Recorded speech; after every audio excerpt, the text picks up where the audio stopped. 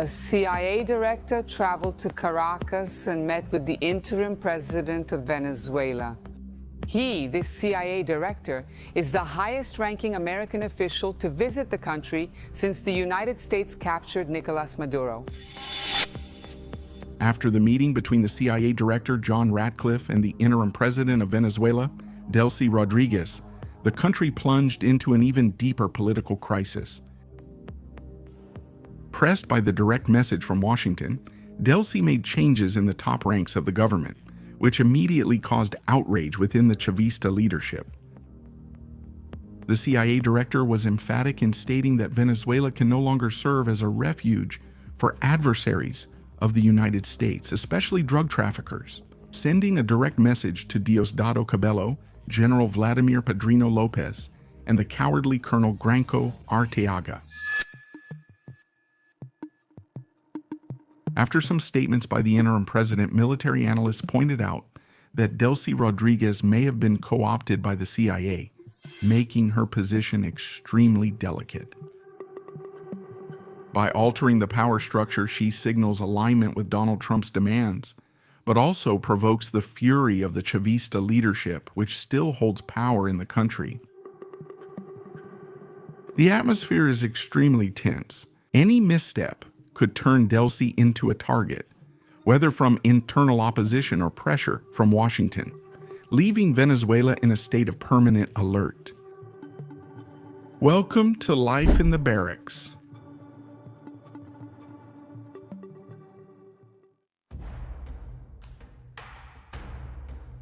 The CIA has a long tradition of operating abroad through infiltrations and intelligence operations aimed at destabilizing regimes considered hostile to the United States. The long tradition in Venezuela, the CIA managed to infiltrate the circle of people surrounding Nicolas Maduro, receiving detailed information about his routines, hideouts, and the plans of the Chavista leadership. This information became crucial for the military who invaded Venezuelan territory and managed to capture the dictator, delivering a hard blow to Chavismo.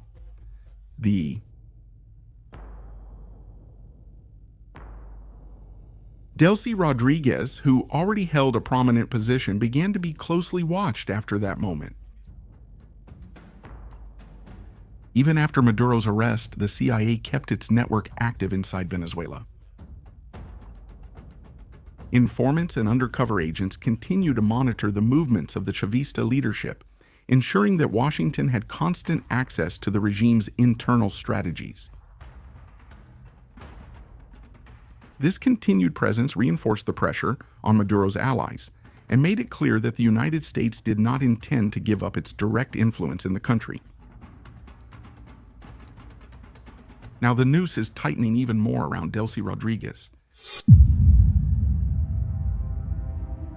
Under constant surveillance, she faces a risky dilemma: align herself with the interests of the Trump administration and lead Venezuela toward the definitive end of Chavismo, or resist and become the next target of the American intelligence machine?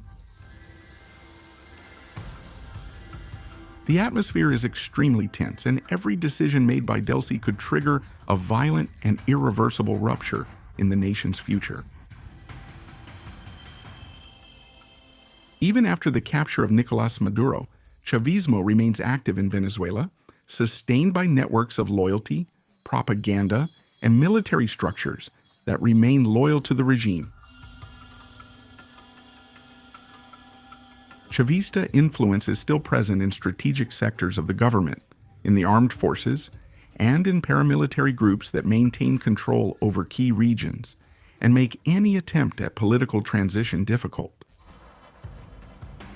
This internal resistance creates an environment of constant tension, where every move is monitored and every decision can trigger new confrontations. In this scenario, where the regime controls the security forces, the CIA intensifies its infiltration and monitoring techniques. Agents operate in the shadows, intercepting communications, tracking movements, and recruiting Venezuelan citizens to act as informants. These collaborators provide information about secret meetings, routines of Chavista leaders, and possible hideouts, allowing the United States to maintain a strategic advantage. Monday. In addition, extraction plans are prepared to remove agents in case they are discovered, ensuring that operations are not compromised and that the intelligence network remains active. The CIA shows that it acts very differently from what is seen in Brazil, for example, where the intelligence agency itself even publicly exposed the identity of an agent who is still active. In other countries, the CIA itself has already carried out direct capture and extraction operations, always operating covertly and without leaving official traces.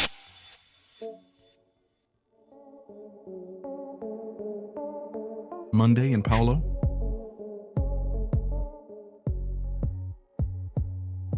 This experience reinforces its ability to act in Venezuela, where the agency maintains undercover agents ready to intervene when necessary. The combination of constant surveillance, precise infiltration, and secret operations creates an invisible siege around Chavismo, pressuring figures like Delcy Rodríguez to align themselves with Washington's interests, under the risk of becoming targets of the same intelligence machine that brought down Maduro. To avoid becoming a direct target of the United States, Delcy Rodríguez needs to adopt a calculated stance, balancing discreet concessions to Washington without provoking the fury of the Chavista leadership.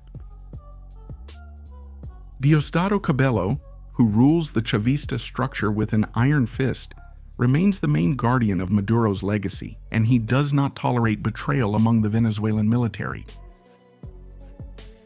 In this context, the United States Southern Command remains active in the region, conducting constant training and patrols along the Venezuelan coast. These operations serve as a show of force and a clear warning that any move against Washington's interests will be closely monitored. The military presence reinforces the feeling of being surrounded and increases the pressure on the interim president, who has to manage the country under constant surveillance.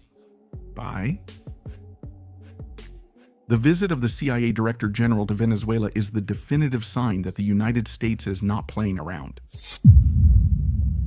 Is the message clear, or is Delcy Rodríguez leading the transition in a way that weakens Chavismo and opens space for a new political order? Or will she be targeted by the same intelligence machine that took down Maduro? The atmosphere is extremely tense, and every decision made by the interim president could redefine Venezuela's immediate future. So that the party becomes happy memories and not future regrets. Here at Vida, at the barracks, you stay up to date with everything happening in the military world. Leave your like, subscribe, and watch one of the videos appearing on your screen. Forward, soldiers. Until next time.